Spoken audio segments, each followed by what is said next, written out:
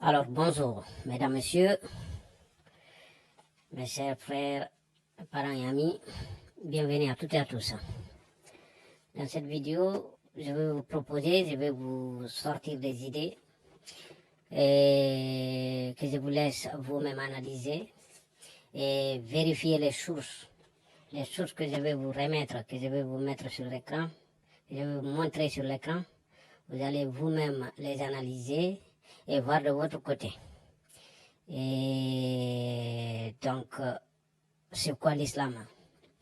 Comme vous le savez, je l'ai toujours dit et je le dis toujours.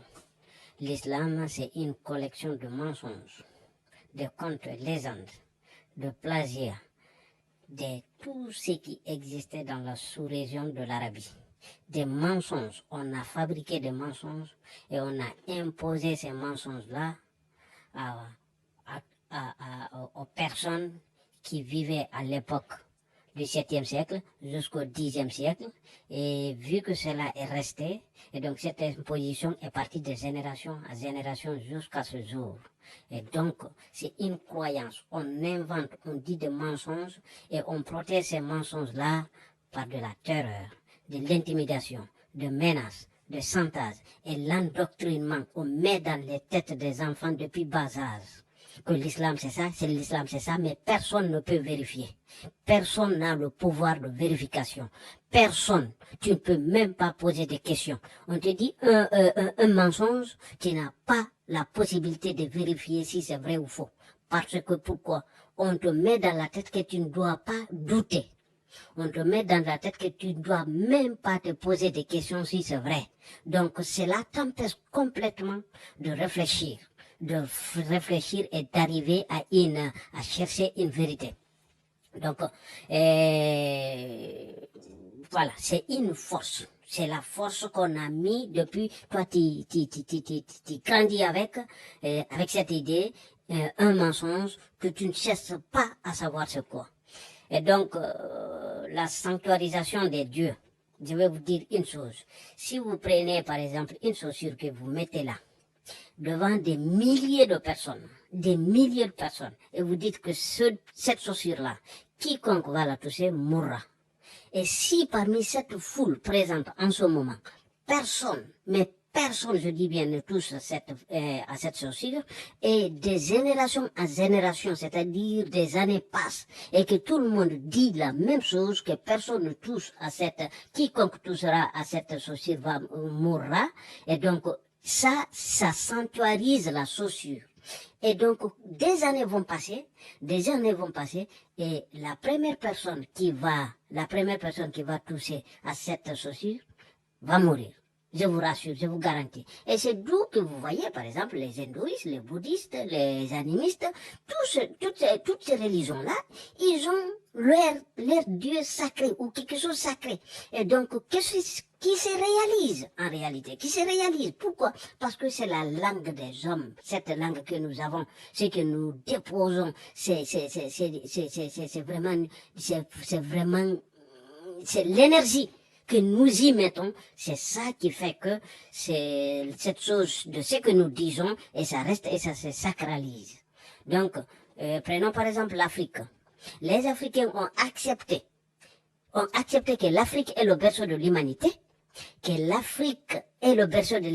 et en même temps ils acceptent que le premier homme sur terre, c'est Adam.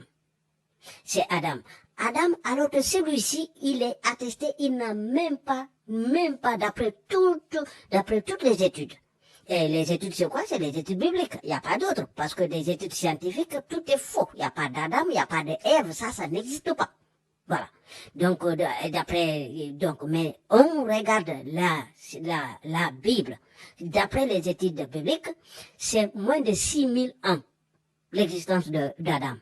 Alors que par contre, de l'autre côté, vous avez les Africains, les ancêtres africains, qu'on a sortis des ossements, qu'on a sortis des preuves archéologiques qui existent avec évidence. Ces preuves-là existent. Et vous pouvez les voir tousser. Mais on refuse les Africains. Ça existe plus de 2 800 000 des Africains. Donc, alors que ce Adam-là, lui, il a 6 000 ans. Donc, vous voyez, ça correspond pas, ça colle pas, c'est pas pareil. C'est pas pareil, tout est faux. Et donc, vous prenez ensuite l'Afrique. L'Afrique est le seul continent, en ce jour, au XXIe siècle, il est le seul continent qui est encore religieux, qui pratique encore de religion. Aucune autre religion pratique, aucun autre continent pratique encore de religion. Si vous partez en Occident, c'est-à-dire l'Amérique et l'Europe, un peu de l'Océanie, en Australie, vous verrez qu'il y a que des Africains qui sont en train de pratiquer ces religions-là, religion, christianisme et islam, dans ces pays-là. Mais eux ne pratiquent absolument rien. Eux ne pratiquent plus rien. Il y a que les Africains qui sont fous à toujours croire à des dieux qui n'existent pas et qui n'ont jamais existé, à des statues. Et donc, vous prenez, par exemple, le Coran, l'islam vous dit, dans des hadiths, que Allah aurait envoyé 124 000 prophètes. Et parmi ces 124 000 prophètes, il n'y a aucun Africain. L'Afrique qui est le berceau de l'humanité. Et vous arrivez à croire à ça. 124, parmi 124 000 prophètes, il n'y en a aucun. Il n'y en a aucun.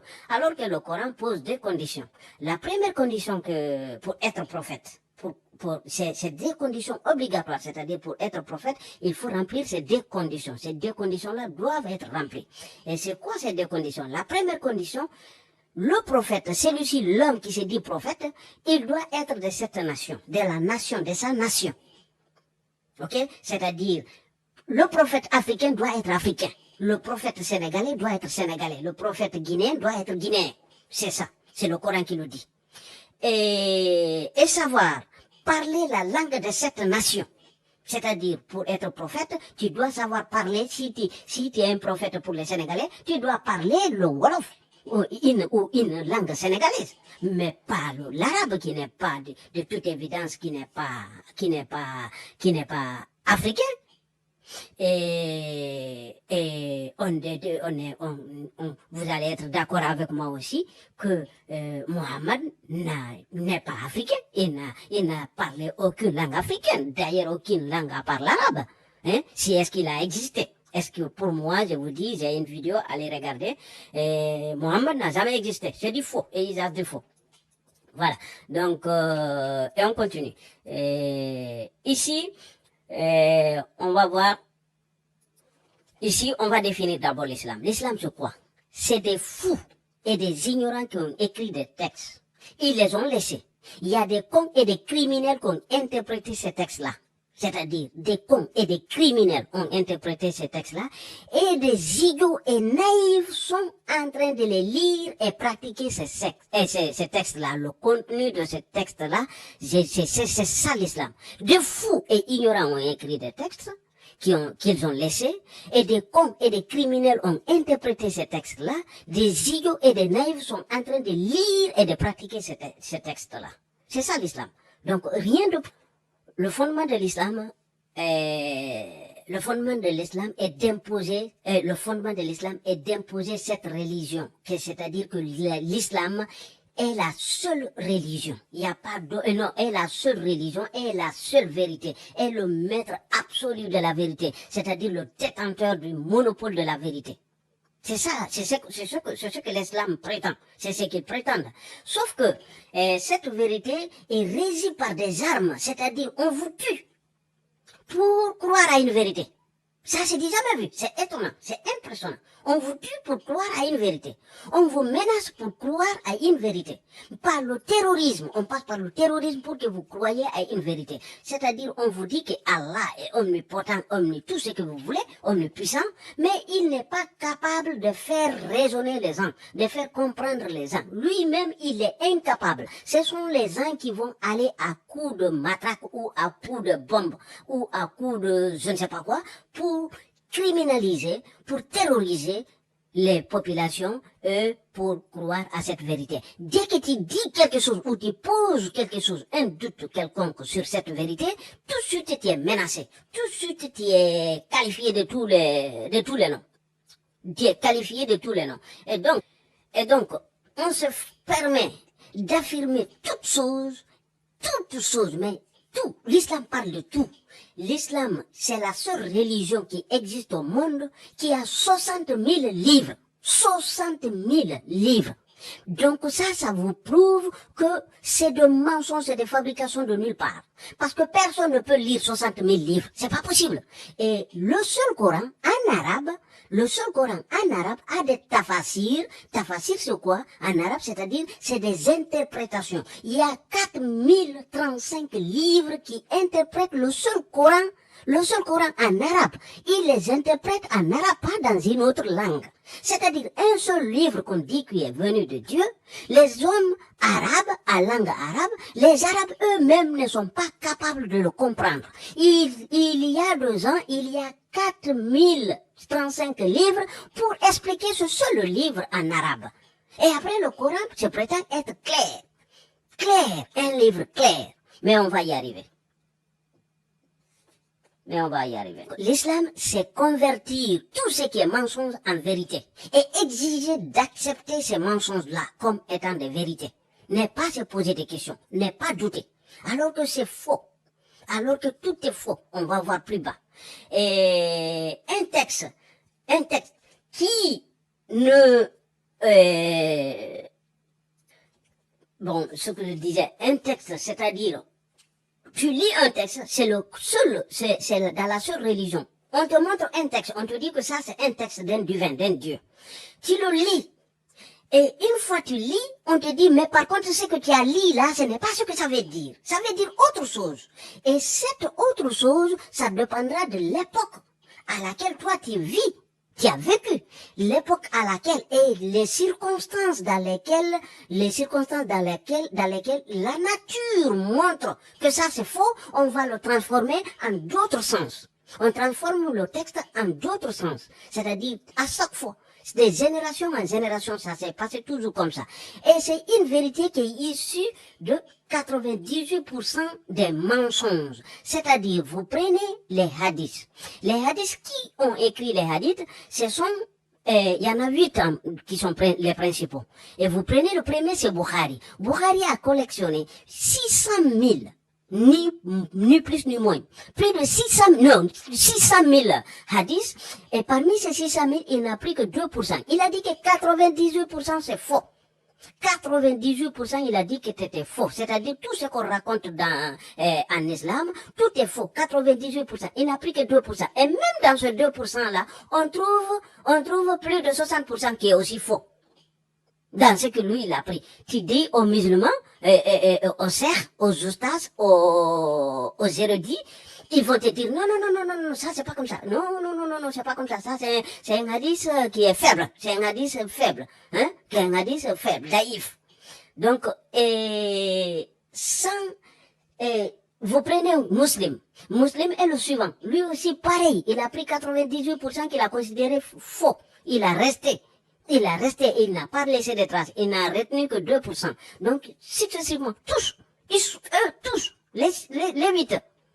Et donc, prenons un exemple. Le Coran prétend être venu, une confirmation du précédent, c'est-à-dire c'est un livre qui confirme les religions précédentes, mais par contre, ça dénigre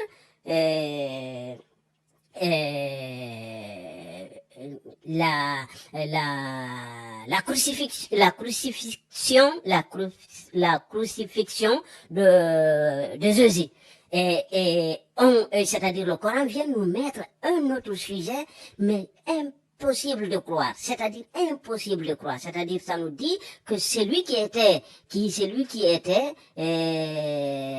sur la croix n'était pas Jésus. C'est une fiction. C'est Allah a mis une autre personne à sa place.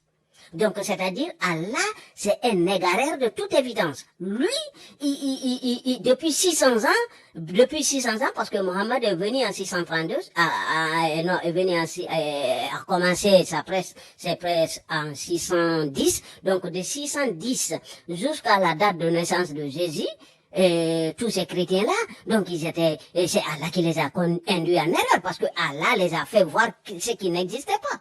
Ce qui n'existait pas. Donc, ils sont là, ils ont cru à ça pendant 600 ans, et Allah nous dit que lui, il envoie un livre, et sans montrer il n'y a pas de preuve, aucune preuve. Il vient, il nous dit, bon, que tout ce qui a été dit avant, c'est faux.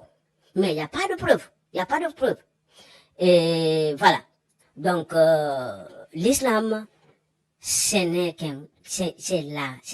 collection de contes et légendes, mais de mauvais goût, je vous dis. Une collection de contes et légendes de mauvais goût.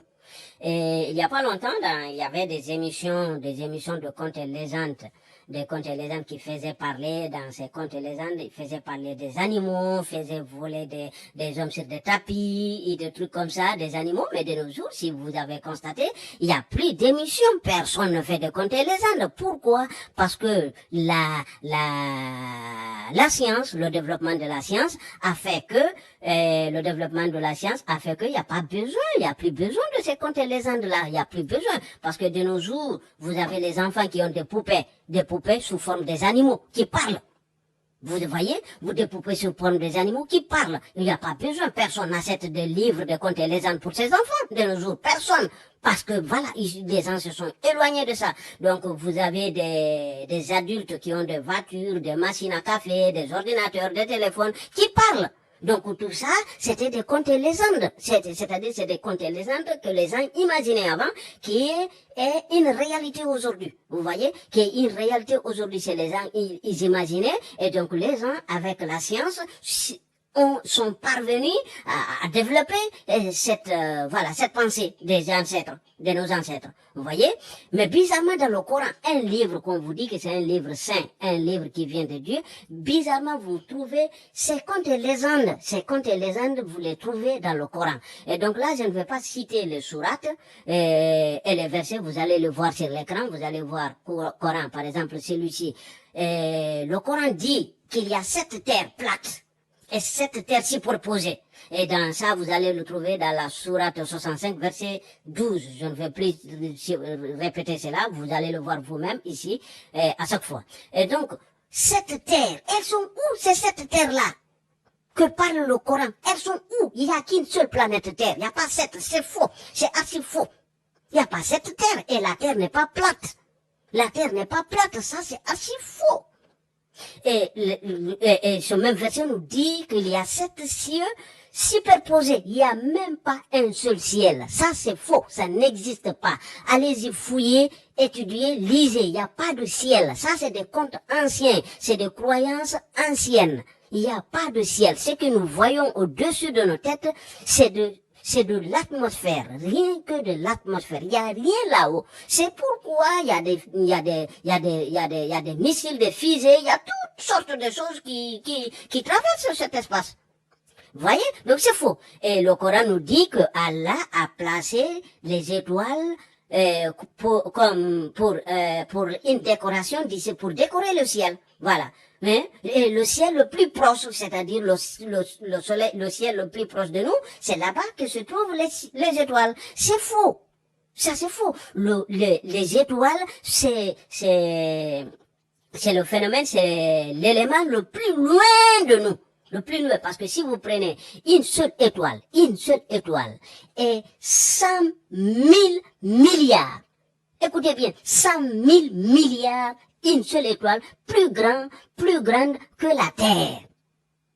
Donc ça peut pas, si ça c'était ici tout près, on allait le voir plus grand, parce que c'est plus grand que la Terre. Donc si nous le voyons petit, c'est parce que c'est vraiment plus loin, c'est très loin de nous. Donc ça c'est faux. Et vous avez là les versets dans le Coran. Donc pour aller vérifier vous-même.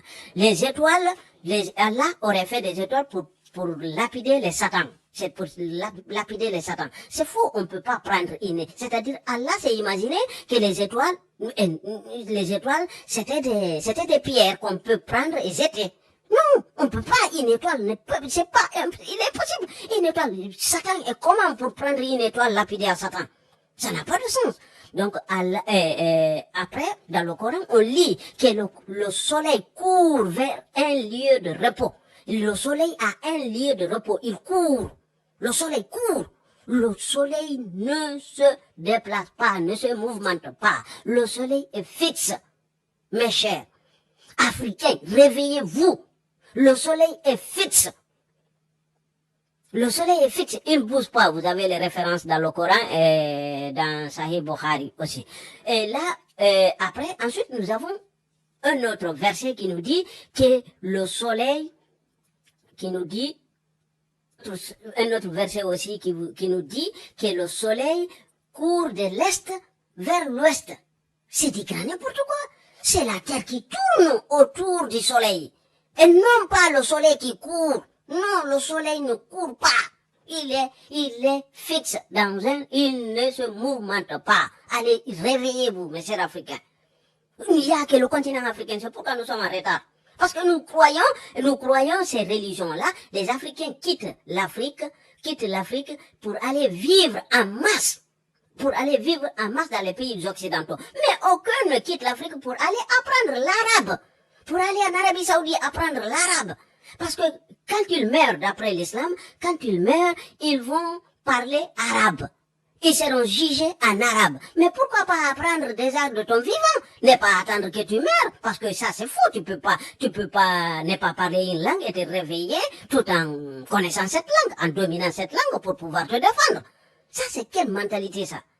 C'est quelle mentalité ça? C'est quel genre de mentalité ça là? Et donc, le Coran nous dit encore qu'il y a 2 levants et 2 couchants. C'est-à-dire, il y a 2 est, il y a 2 ouest. C'est quelle stupidité, ça? 2 ciels, 2 levants et 2 couchants, 2 est, 2 ouest. Vous voyez? Donc, là aussi, vous avez les références dans le Coran. Tout ce que je vous montre là, c'est dans le Coran. Et pas des hadiths. C'est tout ça là, c'est dans le Coran que c'est dit. Et après, le soleil se couche toutes les nuits dans une source boueuse, entourée des hommes gardiens. C'est-à-dire, il y a des gardiens. C'est des hommes, c'est des personnes qui sont gardiens. Vous savez, c'est qu'une boule de feu. Ce que ça fait, le soleil. Une boule de feu. Vous savez ce que cela représente, combien il est énorme? Même si vous êtes là à des distances, à des centaines de des millions de kilomètres du soleil, même si ici sur Terre, quand il y a canicule, tout le monde sait ce que ça veut dire. Et imaginez des hommes qui sont en train de garder le soleil. Et ça, c'est le Coran qui vous le dit. C'est le Coran qui vous le dit. On continue. Ensuite, vous avez le Coran qui dit que c'est Allah qui a créé l'ombre. L'ombre. Dit l'ombre de toutes choses, que c'est Allah qui a créé ça. Et que Allah peut rendre l'ombre immobile. C'est-à-dire, non mais c'est pas vrai. C'est pas vrai. C'est-à-dire, l'ombre n'est pas créée. L'ombre, c'est l'absence, c'est la présence d'une lumière qui fait l'ombre. L'absence de la lumière, il n'y a pas d'ombre. Donc c'est pas Allah, ça, ce n'est pas créé. C'est la lumière qui fait l'ombre. Et non pas une création. L'ombre n'est pas une création. Ok? Donc, et vous avez aussi dans la sourate 13, verset 15, qui vous dit que toute ombre, l'ombre de toutes choses, les arbres, les hommes, les humains, l'ombre de toutes choses se prosterne devant Allah.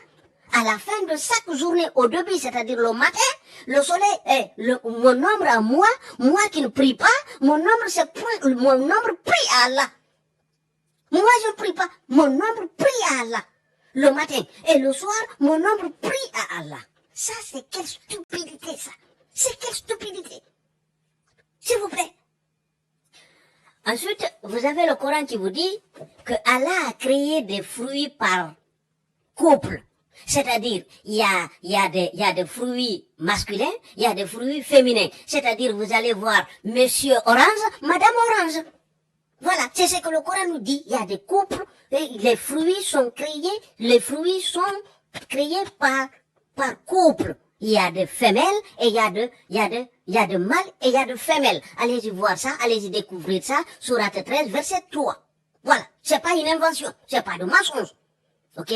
On continue. Allah dit que, le Coran dit que des étoiles qui tombent sur la terre, des étoiles, et je vous ai dit tout à l'heure que c'est 100 000 milliards de kilomètres plus grand que la Terre. Comment c'est possible? Une étoile qui est 100 000 milliards plus grande que la Terre, tombe sur la Terre, et ça depuis les distances du temps. Ça depuis, et ça tombe sur la Terre, et la Terre est là jusqu'à nos jours.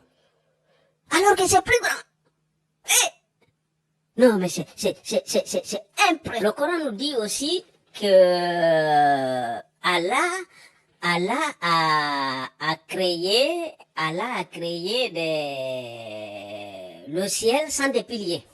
Allah a créé le ciel que je vous ai dit qui n'existe pas sans des piliers. Voilà. C'est-à-dire, pour Allah, le ciel c'est un toit. Et c'est écrit dans le Coran, sans fissure. C'est un toit. Ce que nous voyons là, c'est un toit solide qui est au-dessus de nos têtes. Donc, c'est un toit, c'est un objet solide. Donc, pour Allah, Allah a créé ça sans pilier. Il n'y a pas de pilier. Il n'y a pas de pilier pour soutenir ça. Hein? C'est ça. Puis, vous avez, par exemple, vous prenez les salats, les prières de l'islam. Les prières de l'islam sont établies selon le mouvement du soleil. Selon le mouvement de quoi? Du soleil. Et un soleil qui ne se mouvemente pas, les prières sont dites à ça, sont relationnées à ça, c'est-à-dire selon le mouvement du soleil. Alors que le soleil ne bouge pas. Il y a des endroits où ça peut faire 3 mois d'emblée.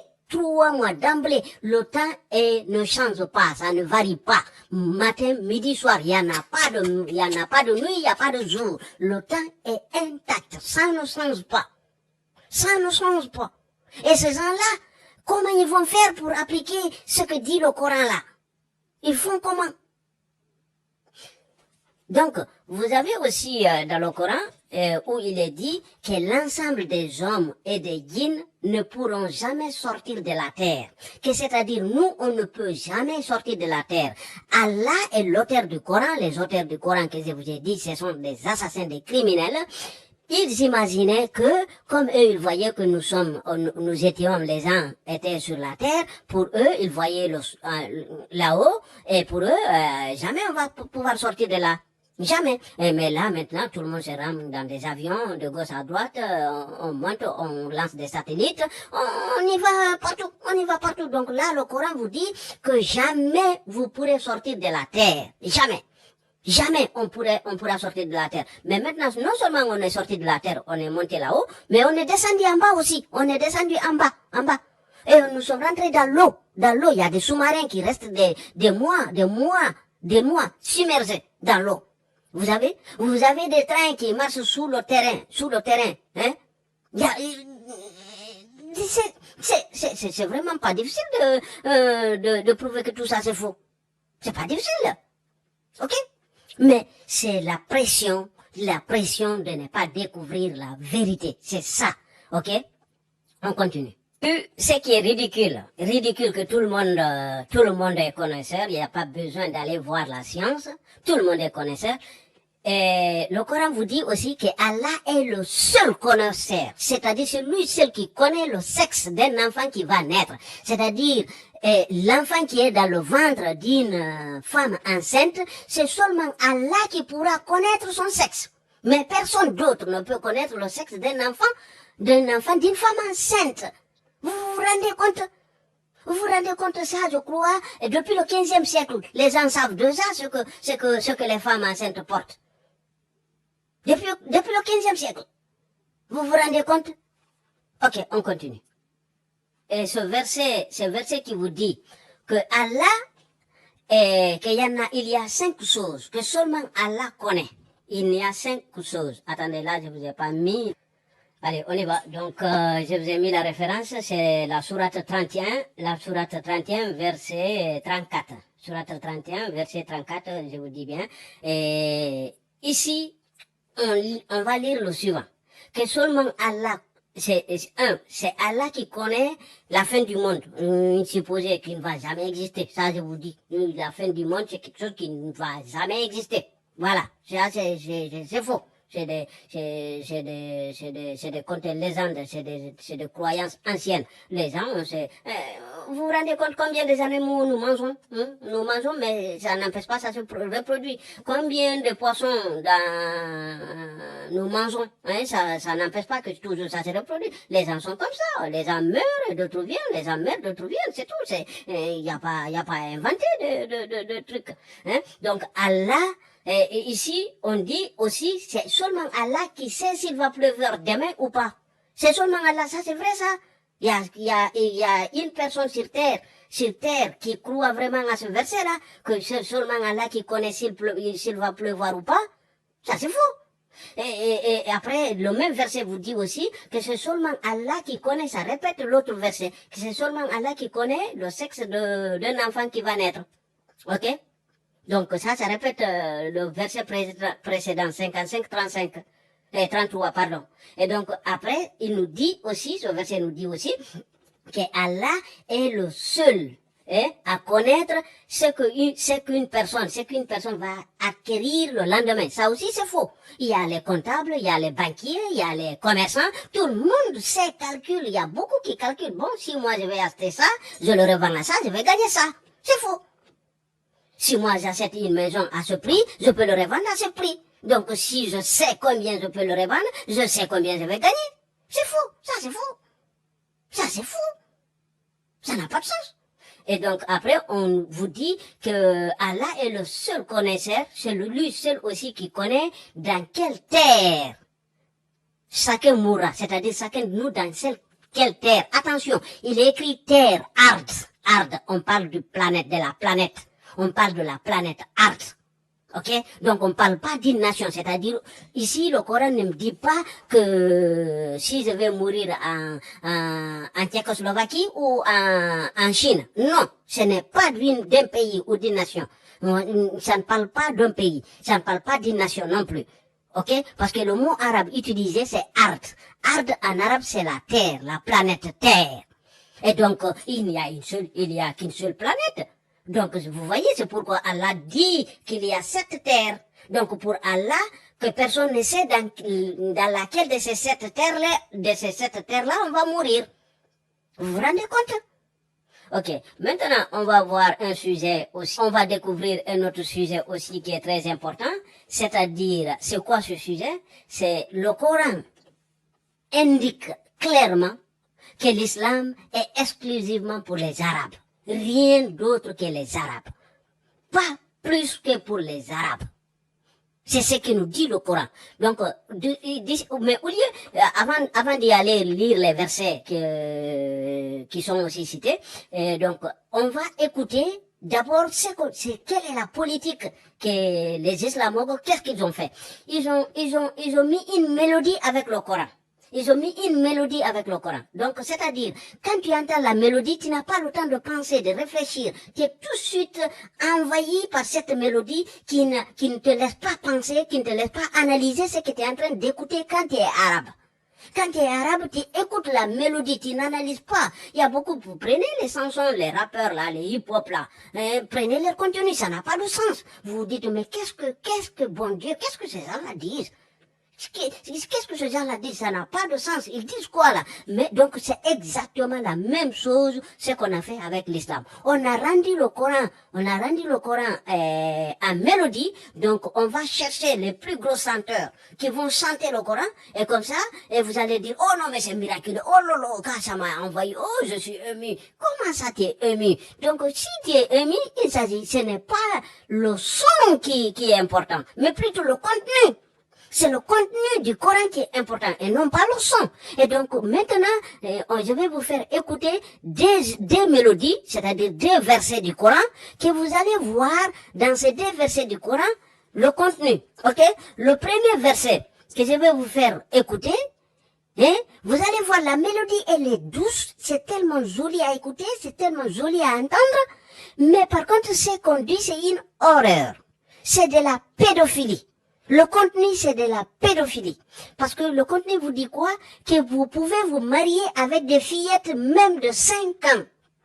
Même des filles avec, à l'âge de 5 ans, que vous pouvez vous marier avec. Et c'est ça le Coran, c'est le verset qui dit ça. Mais on va chanter ça dans des mosquées, les gens ne savent pas, ne s'arrêtent pas à analyser. Mais bon sang, qu'est-ce qu'il est en train de dire là? Il me dit quoi? Qu'est-ce qu'il est en train de me dire? Comment c'est possible qu'il me dit que j'ai le droit de me marier avec des fillettes qui n'ont pas encore vu leurs règles? Ça, c'est le Coran qui le dit. C'est le Coran. Ok? De la pédophilie. Ok? Donc, on va vous chanter ça, vous allez dire, ah non, mais parce que vous ne comprenez pas. Vous ne comprenez pas arabe. Et ceux qui comprennent arabe, et aussi ils écoutent la mélodie et non pas le contenu. Alors que c'est pas important la mélodie. Le son n'est pas important. Mais plutôt parce que c'est la parole d'Allah, c'est la parole de Dieu. C'est le plus important, c'est le contenu et non pas là, et non pas le son. On est d'accord? Donc, le deuxième verset que je vais vous faire écouter, c'est quoi? C'est une histoire entre Mohammed et ses deux filles. Ces deux filles, parce que Mohammed a marié Aïcha quand Aïcha avait 6 ans. Vous voyez d'où vient ce verset-là du Coran? Quand Aïcha avait 6 ans, il a marié Aïcha. Et donc, quand lui, il avait 50 ans, je crois, 50 ans ou 53 ans, je crois. Donc, ouais, 53 ans. Il a marié Aïcha.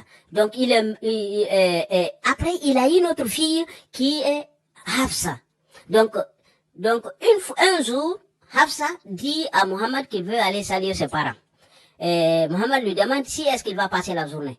Il dit oui, elle dit oui. Et dès que Hafsa sort, Mohammed fait appel à Marie à la Copte. Et ça, c'est Marie à la Copte, si vous voulez, ce n'est même pas une esclave.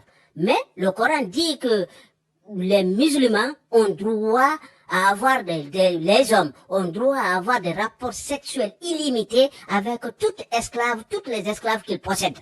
Et sans compter, même si cette dernière sont mariées. Le Coran, c'est le Coran qui le dit, qu'ils ont le droit d'avoir du sexe avec les esclaves qu'ils en possèdent. Sans mariage. Sans mariage. Même si cette dernière sont mariées. C'est le Coran qui le dit, c'est pas moi. Et donc ici, donc Hafsa, il va sortir, il va aller voir, un instant, je vais arrêter là. Donc, comme je vous disais, Hafsa, la femme de Mohammed, lui dit qu'il va aller chez ses parents. Et il lui demande si elle va passer la journée. Elle dit oui. Et dès qu'elle sort, Mohammed fait appel à Maria. Maria n'est pas une esclave. Donc, dans les conditions normales, celle-là ne fait pas partie de l'autorisation de coucher avec ses esclaves. Parce que Maria, c'est un cadeau offert du roi de l'Égypte, qui a offert Maria avec sa sœur jumelle, qui a offert à Mohammed. Et donc, celle-là n'est pas une esclave. Hein? Donc, dans les conditions normales, ça rentre pas dans l'autorisation du Coran. Donc, dès que sa femme sort de la maison, il appelle Hafsa. Il appelle Maria. Il commence à coucher avec Maria. Mais par contre, Hafsa, sa femme, avait oublié quelque chose. Et elle est revenue. Elle est revenue trouver que Mohammed était avec sa femme, avec Maria, avec cette fille, dans son lit. Elle dit, toi, avec une esclave dans mon lit, et toi qui es prophète, à mon absence, dans ma maison, sur mon lit, Mohammed se lève et puis il commence à demander pardon et de garder le secret et que ça reste, pour que ça reste entre eux, et voilà, pour que ça reste entre eux et que c'est un secret. Il promet de ne plus jamais toucher à cette fille qui s'appelle Maria. Donc c'est cette histoire. C'est cette histoire. Après Hafsa va dire ça à Aïcha, l'autre épouse préférée de Mohammed. Et les deux ont commencé maintenant à parler. Mohammed a été informé que voilà, ses épouses étaient en train de parler de cette histoire. Et donc, d'où maintenant, il a sorti cette sourate 66. Donc, toute la sourate 66 ne parle que de ça. Et c'est là maintenant Allah dit que si les deux filles-là ne cessent pas de parler de Mohammed, Allah, et se repentissent, demandent pardon, elles n'ont qu'à savoir que Allah et Mohammed a pour supporter Allah, les anges, les musulmans, juste pour deux filles de 16 ans, des filles de 16 ans. Allah doit dire que lui, voilà, il est le secoureur de Mohammed et tout ça là.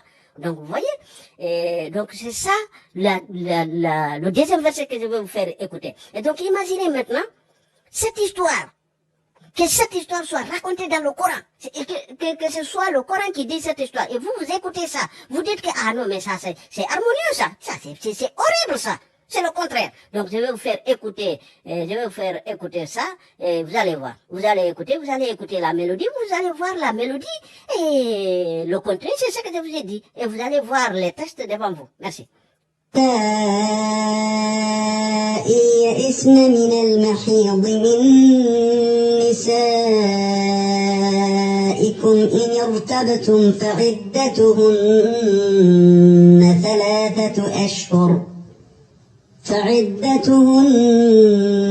ثلاثة أشهر واللائي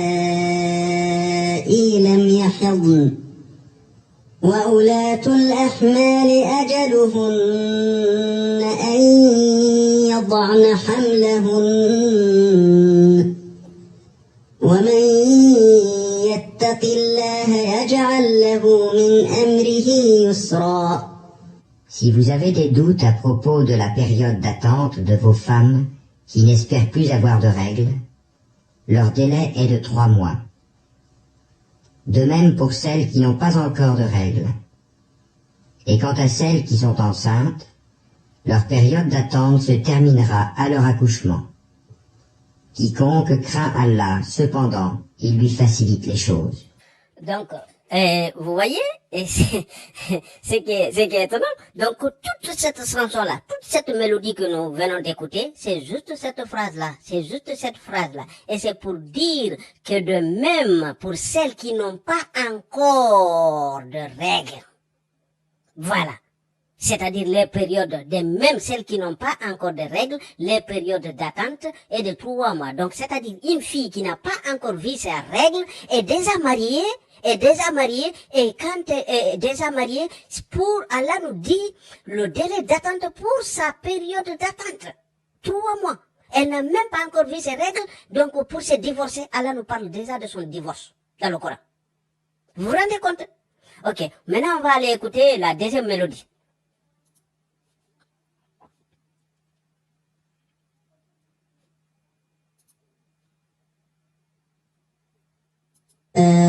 أيها النبي لم تحرم ما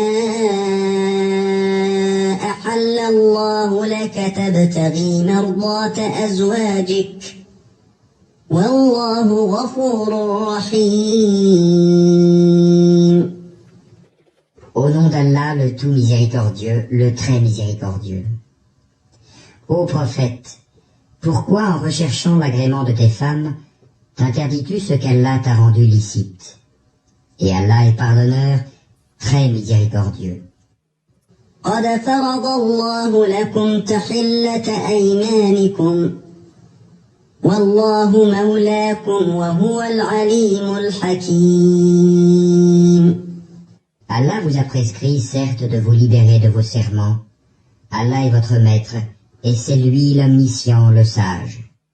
وإذ أسر النبي إلى بعض أزواجه حديثا فلما نبأت به وأظهره الله عليه عرف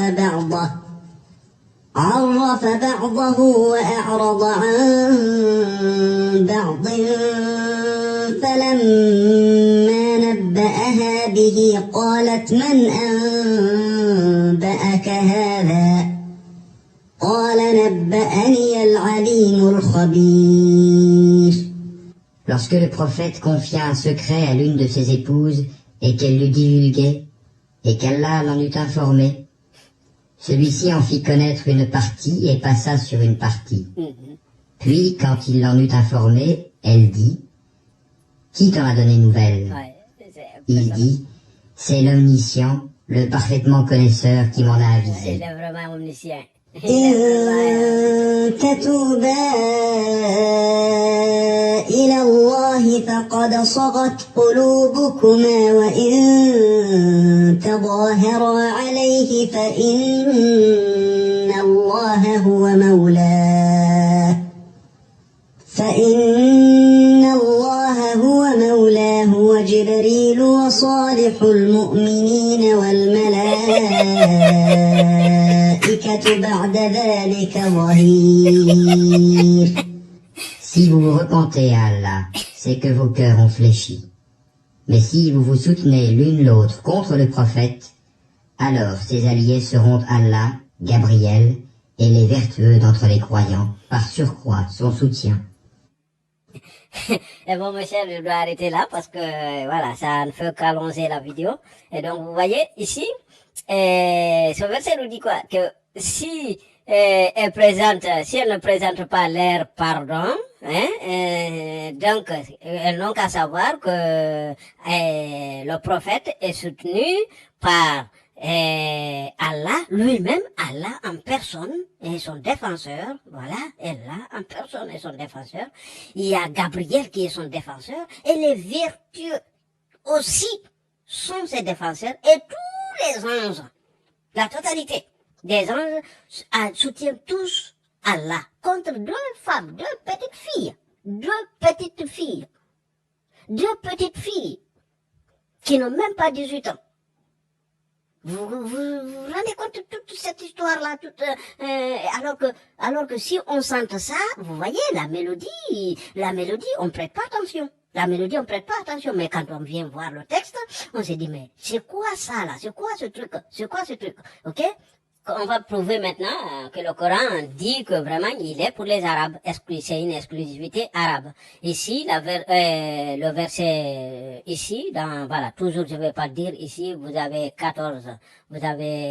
le verset, la sourate 14, verset 4, on nous dit que tout prophète est venu avec la langue de son peuple pour les éclairer. Ok? Ce qui n'est pas le cas, c'est les Africains. Et ensuite, nous avons deux autres versets qui nous disent que le Coran est descendu. Attention, c'est dit descendu, alors que ça aussi c'est faux, mais c'est pas le sujet, en langue arabe, afin qu'ils puissent comprendre. C'est-à-dire, pour croire à une religion, il faut que cette religion soit dans ta langue pour que tu la puisses comprendre. Et les Africains, même dans le Maghreb, ce ne sont pas des Arabes. L'Afrique n'est pas arabe. Vous comprenez? Ce ne sont pas des Arabes. Donc ici, vous voyez, donc dans ce verset, on nous dit clairement aussi que on doit comprendre la langue pour voilà, le Coran est descendu en langue arabe pour qu'ils puissent comprendre. Donc les Africains, je ne sais pas pourquoi, ils suivent encore cette religion. Et donc ici, on dit le Coran est venu, descendu encore, donc là il y a quelque chose qui manque là, est descendu encore pour avertir les gens de Makka. Autour, donc, vous voyez, ici, il nous dit que c'est autour de Makka. Et que moi je chasse, l'Australie n'est pas autour de Makka. Et que je chasse, l'Afrique du Sud n'est pas autour de Makka. Vous voyez? Donc, voilà. Donc là, le Coran dit clairement, il est descendu pour avertir les gens autour de Makka. Et après, vous avez un autre verset qui vous dit qu'il n'y a aucune nation dans le monde à laquelle Allah n'a pas envoyé un messager, un avertisseur. C'est-à-dire qu'il n'y a pas de nation où il n'y a pas eu de prophète. Alors que le continent africain, jusqu'en 2023, il n'y a pas encore de prophète. En Amérique, il n'y a pas de prophète. En Asie, dans la grande partie, si vous prenez Indonésie, Chine, Inde et tout ça, il n'y a pas de prophète. Il n'y a pas eu de prophète. Vous voyez? Donc on continue. Et vous avez un autre verset qui vous dit Allah n'a jamais envoyé un prophète au peuple arabe. Il y a une contradiction parce que si vous regardez, ça vous dit le Coran, vous voyez là, une contradiction, c'est-à-dire dans la sourate 2, verset 125 au 127, il est dit que Abraham et Ismaël sont ceux qui ont construit la Kaaba. Et donc, s'ils ont construit la Kaaba, ils ont trouvé des Arabes. S'ils ont trouvé des Arabes, ils étaient des prophètes pour ces Arabes-là. Mais ici, le Coran nous dit qu'il n'y a jamais eu, avant Mohammed, il n'y a jamais eu un prophète pour les Arabes. Ok, donc c'est ainsi, c'est pourquoi ici dans ce verset on dit c'est pourquoi Allah a fait descendre le Coran en langue arabe et il a multiplié les menaces. Donc c'est ce que je disais plus haut, que l'islam c'est des menaces. C'est des menaces. Là, c'est le Coran même lui-même qui dit que nous y avons dans le Coran multiplié les menaces. C'est-à-dire c'est que de menaces. C'est que de menaces. Vous voyez, donc ça, c'est pas moi qui le dis, c'est le Coran. Ici, vous avez un autre verset qui vous dit, nous avons fait descendre le Coran dans une langue arabe. Ils auraient dit pourquoi ces versets, c'est-à-dire Allah, ici, se pose la question. Si Allah aurait fait descendre le Coran dans une autre langue qui n'est pas la langue arabe, qu'est-ce que les Arabes auraient dit à ce sujet? Ils auraient dit que le pourquoi, le Coran n'est pas clair. Un Coran non arabe et un messager arabe, c'est-à-dire si le Coran était dans une autre langue et que on les présente aux Arabes, les Arabes auraient dit pourquoi nous sommes Arabes, notre livre doit être en arabe et notre prophète en arabe. Donc Allah nous dit ici, nous donne aussi cette condition. Vous la voyez? Donc on continue. Ici vous avez si nous l'avions révélé à un prophète dans une langue étrangère, c'est-à-dire si le Coran était dans une autre langue autre que si le Coran était dans une langue qui n'est pas la langue arabe et qu'on les récite ça, ils n'auraient pas cru. Très certainement. Là, c'est Allah qui dit que certainement que si Allah aurait envoyé aux Arabes un livre qui n'est pas un prophète qui n'est pas arabe, un prophète étranger qui n'est pas arabe, que les Arabes n'auraient jamais accepté ce prophète, cette religion. Et Allah nous dit certainement. Et donc là, le Coran, vous voyez, le Coran nous dit que ça nous montre clairement qu'il faut, c'est-à-dire ne pas croire, quand tu n'es pas arabe, tu ne dois pas croire. Parce que là, les Arabes, eux, si ce n'est pas arabe, eux, ils ne croient pas. Et donc, pourquoi une autre nation devrait croire quand ce n'est pas dans leur langue? Vous voyez? Ok, on continue. Ici, ce verset nous dit, le suivant verset nous dit, c'est ainsi, nous t'avons révélé un Coran arabe, afin que tu avertisses la mère de la cité, c'est-à-dire la mère de la cité, c'est Makkah et ses alentours. Attention, là maintenant c'est encore plus clair, parce que là ça nous dit que ce sont les alentours. Là, que Mohammed est venu uniquement prophète pour avertir les gens aux alentours. D'abord, ça nous a dit autour de Makkah, et là maintenant ça nous dit aux alentours de Makkah. Et donc dites-moi, là où vous êtes, si vous êtes aux alentours de Makkah. Et donc, pourquoi accepterez-vous? Parce que là, ça nous donne les limites géographiques de l'islam.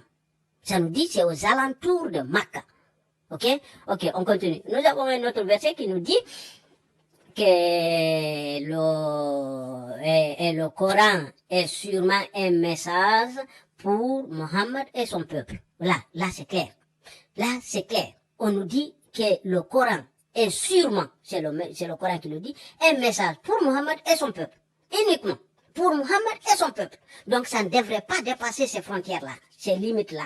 Donc, voilà. Donc, on continue.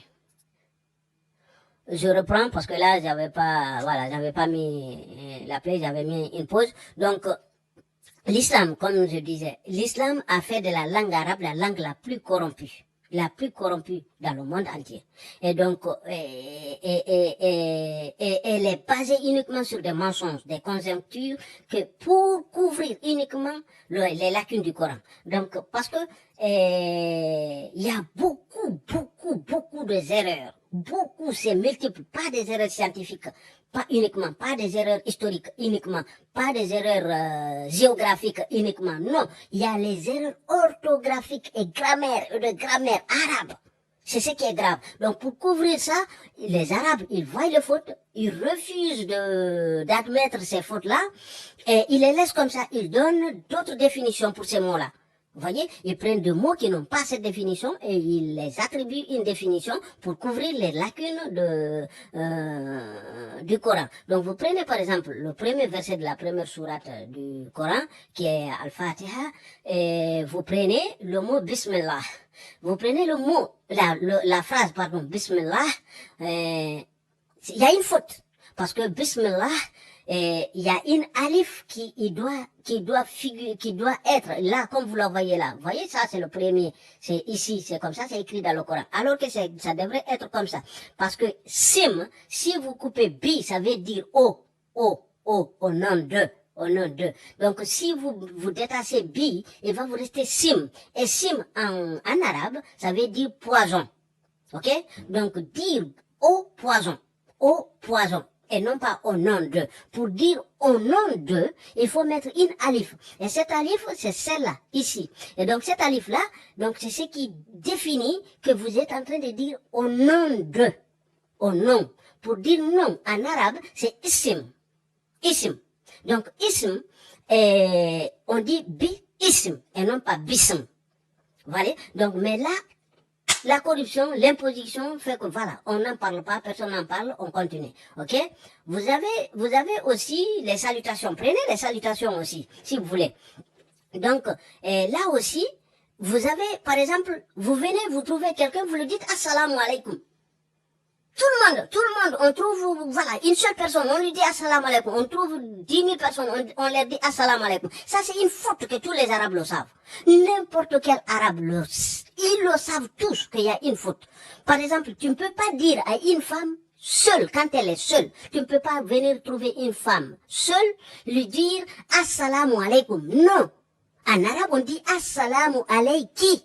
Quand il s'agit d'une fille, une femme, c'est-à-dire le féminin, en arabe, il existe. Assalamu alayki. Ou bien tu dis assalamu alayk. Et donc, quand c'est un homme, tu dis assalamu alayka. Quand il est seul. Quand il est seul, on dit assalamu alayka en arabe. Et non pas assalamu alaykum. Non. C'est une faute. Ils le savent. Tous les Arabes le savent. Et après, vous prenez, vous trouvez deux femmes seules, c'est-à-dire deux femmes. Vous ne devez pas les dire assalamu alaikum non plus. Vous allez leur dire assalamu alaikouma, c'est-à-dire le duel en arabe, ça existe. C'est-à-dire le pluriel en arabe, ça commence à 3 et non pas à 2. Donc le koum, quand vous dites assalamu alaikum, koum, c'est le pluriel. Et non pas le singulier, non pas le duel. Donc là, assalamu alaikouma, quand c'est deux femmes. Donc quand c'est plusieurs femmes, et ils sont exclusivement que deux femmes, là vous devez dire assalamu alaikunna. Assalamu alaikunna. Et non pas assalamu alaikum. Et non pas salam alaikum. Et donc là, vous prenez encore, on continue. Quand c'est généralisé, donc vous dites assalamu alaikum. C'est-à-dire, quand il y a des hommes ou il y a que des hommes, là, vous dites assalamu alaikum. Donc, mais vous voyez, comme on impose que c'est toujours soit l'homme en islam, toujours que ce soit l'homme en islam, donc c'est pourquoi on impose cette salutation, assalamu alaikum, assalamu alaikum. On s'en fout du grammaire arabe. On s'en fout. Ok? La domination de la femme. Donc, c'est ça. On domine la femme en islam. Ok?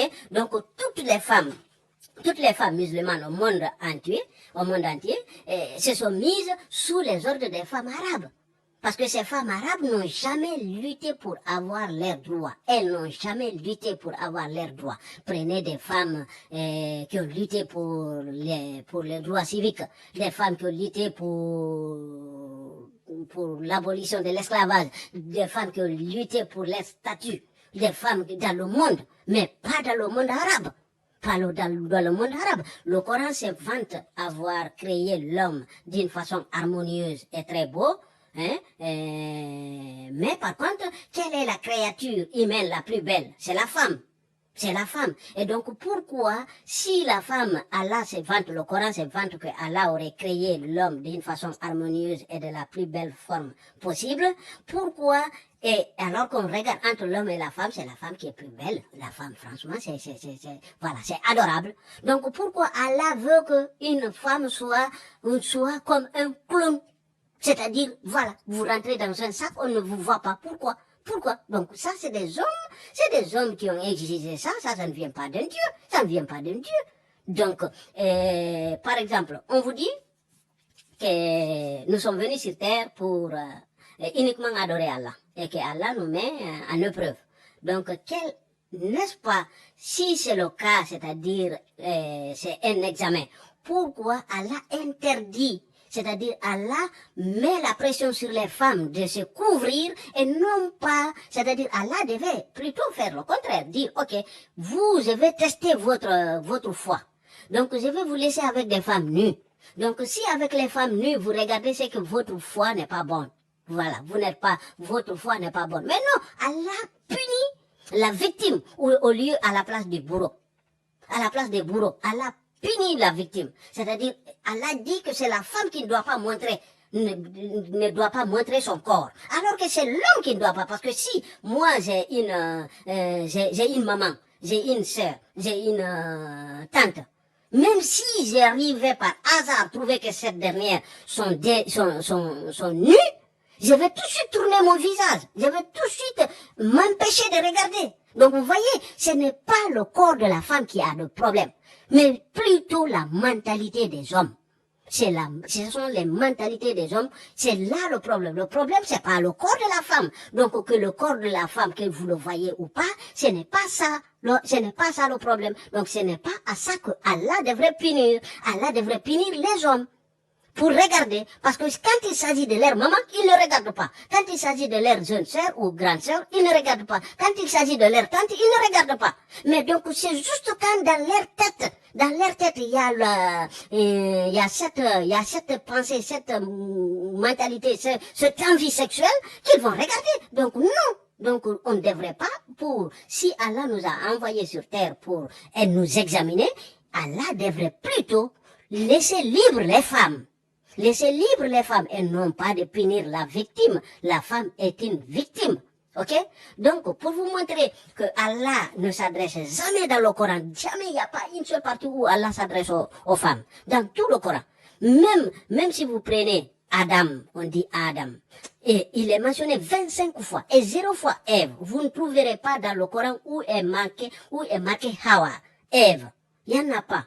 Le Coran ne mentionne pas. Et le Coran ne mentionne même pas que Hawa soit ou bien que Adam est une épouse. Figurez-vous les auteurs du Coran comment ils se sont trompés. Parce que en arabe, pour dire une épouse, on dit zawjatika. Zawjatika. Et ton époux, on dit zawjaka. Et donc quand vous regardez maintenant dans le Coran, vous ne trouverez nulle part où c'est marqué zawjatika. Partout c'est marqué zawjaka, ton époux. Allah dit à Adam son époux et non pas son épouse. Allah dit à Adam son époux et non pas son épouse. Allez-y vérifier, je vous ai laissé les sourates ici. Vous avez les sourates. Vous avez les sourates et les versets. Ok? Et donc, on continue. Et vous avez aussi dans Sahih Bukhari, là c'est la seule exception que je vous mets là, où Aïcha dit à Muhammad, il dit, oh, je vois que ton Allah ne court que pour satisfaire et exaucer tes désirs sexuels. C'est Aïcha qui dit ça à Muhammad, en tant de Muhammad. Ok? Donc, on va aller maintenant découvrir des faveurs exclusives à Muhammad. C'est-à-dire ça, c'est uniquement à Muhammad. Le premier, on dit que Muhammad a 16 faveurs exclusives. C'est uniquement pour lui, les 16. Donc, le premier faveur, c'est quoi? C'est d'avoir tout le butin. Et donc, aucun Dieu parle de butin, butin c'est du vol.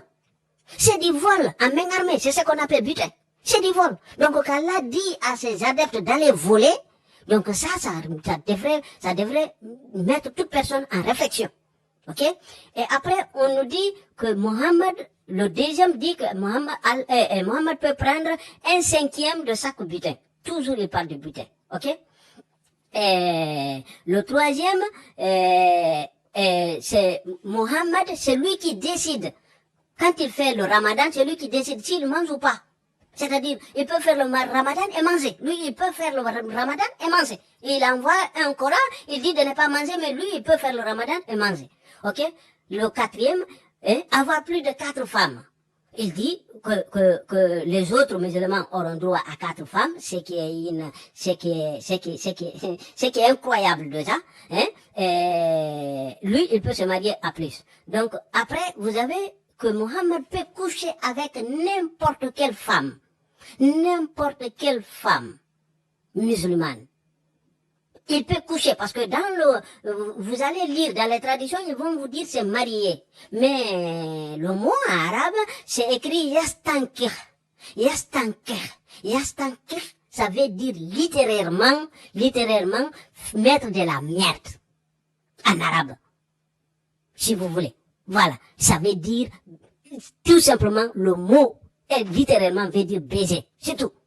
C'est d'où, par exemple, le mot là, il est où? C'est ce que vous entendez, par exemple, dans les pays francophones, et spécialement en France, vous entendez le mot, on dit nique ta maman, nique ta mère, nique c'est le mot là, yastank, nikah, c'est le mot nikah, c'est baiser. Nikah, c'est baiser. Et c'est le mot que Allah utilise dans le Coran. C'est le mot, on dit que Mohammed peut faire nikah à n'importe quelle femme. Et vous avez aussi le 6 qui dit la même chose, qu'il peut faire nikah, que Mohammed peut faire nikah sans la présence d'une permission du tuteur. C'est-à-dire, s'il y a une gamine et que Mohammed veut coucher avec cette gamine, même si elle a 6 ans comme elle a marié Aïcha, Mohammed a la permission de coucher avec celle-ci. Donc, après, vous avez 7, on dit aussi qu'il peut faire nikah sans faire de dot, c'est-à-dire sans mariage. Il peut faire du nikah. Ok? Nikah, je vous dis nikah, c'est le sexe. Ok? C'est marié pendant, voilà. Non, là aussi, c'est pas marié. Mohammed peut faire nikah, il peut faire aussi le sexe quand il est en pèlerin, en train d'effectuer son rituel de Hajj. Ok? L'annulation du serment, là, c'est ce qu'on a lu tout à l'heure, là. Vous voyez? Il a le droit d'annuler son serment. Voilà. Parce que c'est ce qui est venu dans la sourate 66, là où il avait prêté serment à ses épouses, qu'il n'allait plus toucher à Maria. Donc, c'est ça. Et donc, ici, vous avez la numéro 10. Numéro 10, on dit, que si Mohammed veut garder, voilà. Le numéro 10, c'est celui-ci, il est le plus étonnant. Le numéro 10, il est aussi à l'origine de couvrir les femmes. Il est à l'origine de couvrir le visage des femmes. Parce que ici, il est dit, et c'est le Coran qui le dit, sourate 33, verset 37. Ok? Il dit que si Mohammed fixe ses yeux sur une femme, et qu'il aime cette femme-là, le mari de cette femme doit la divorcer pour que Mohammed la récupère. Attention. Si Mohammed, ses yeux tombent sur une femme, et si cette femme arrive à plaire à Mohammed, le mari de cette femme doit l'épouser et la laisser à Mohammed. Ok? Et ici, vous avez le numéro 11 qui dit la dot. La dot, c'est-à-dire, Mohammed va et prend Safia. Safia, c'est qui? C'est la femme de Kinana. Kinana, c'était le chef d'une tribu. Et donc, Mohammed vient, il tue, parce qu'il a besoin de cette femme, il tue le mari de cette femme, le père de cette femme, son oncle et son grand frère. Il tue tous les hommes de cette famille. Il prend la femme et il l'amène avec. Et sur son chemin de retour, 2 jours qu'il y avait 2 jours sur le chemin de retour, Mohammed a pris la femme, il l'a mis dans sa tente et a commencé à coucher avec elle. Alors qu'il a tué son papa, et son mari, son frère et son oncle. Et on vous dira quand tu demandes les religieux, les chefs religieux musulmans, ils vont vous dire que Safia était d'accord. Quelle est cette femme au monde? On va tuer ton papa, on va tuer ton mari, on va tuer ton frère, on va tuer ton oncle. Et le même jour, tu couches avec celui qui a tué, celui qui a assassiné tous les hommes de ta famille. C'est faux. C'est faux. Donc, c'est faux. Donc, je vais arrêter là la vidéo et je pourrais vous parler aussi d'une histoire de Kherfa. Donc là, je vous dis juste d'aller retaper Kherfa comme vous voyez là. Vous allez voir vous-même. Elle était chef, elle était juste chef. Donc, elle a dit que Mohammed n'était pas prophète, que c'est faux. Et qu'est-ce qui s'est passé? Mohammed a envoyé des gens pour l'amener et l'assassiner. Qu'est-ce qu'on a fait avec elle? On a pris des chameaux, on a attaché ses 2 pieds. Des chameaux, c'est 2 pieds. On les a chassés en direction contraire. C'est-à-dire, l'un va vers la droite, l'autre va vers la gauche. On a attaché, on l'a déchiré. Ils ont déchiré la femme. Ils ont déchiré cette femme. Ok, donc vous avez aussi là l'histoire de Zaïd, vous voyez, donc c'est dans le même 18 là, c'est dans le même 10 là, c'est-à-dire Mohammed,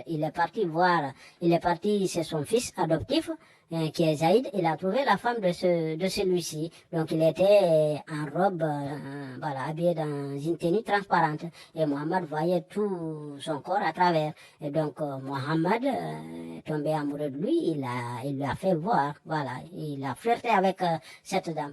Et donc, dès que le mari de cette dame est venu, c'est-à-dire le fils adoptif de Mohammed, il a dit à son mari, attention, il y a ton papa qui est venu flirter avec moi. Donc, à mon avis, il veut de moi.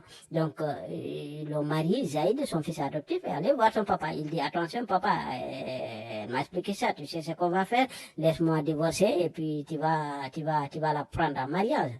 Donc là, il y a un verset. Allah a fait un verset pour laisser Mohammed prendre la femme de son fils adoptif. Donc là, c'est le verset dans le Coran. Donc vous voyez, vous imaginez bien que ça ne vient pas d'Allah, c'est Mohammed. Donc c'est pourquoi Allah nous dit, Aïcha nous dit qu'elle ne croit pas à ce verset 51. Voilà, c'est 51 que toute femme qui s'offre à Mohammed, mais le 37 c'est pour Zaïd. Ok?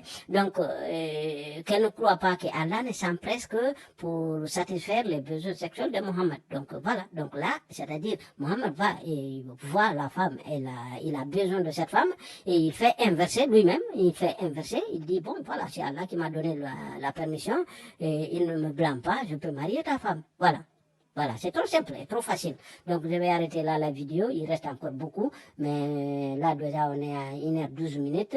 Et je vous remercie. Et je vous en prie, merci de vous abonner, de la partager et de commenter. Ça, c'est très important, le commentaire, parce que c'est quand vous commentez que YouTube recommande la vidéo. Et quand vous likez, YouTube recommande la vidéo. Donc, je vous en prie, merci de partager, de vous abonner et de la liker. Je vous remercie.